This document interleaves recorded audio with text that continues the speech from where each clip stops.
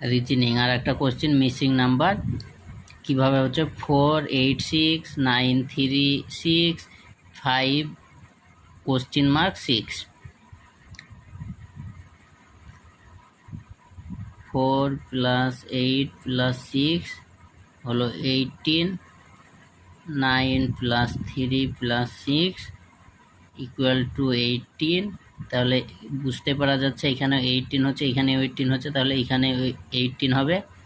তাহলে 5 +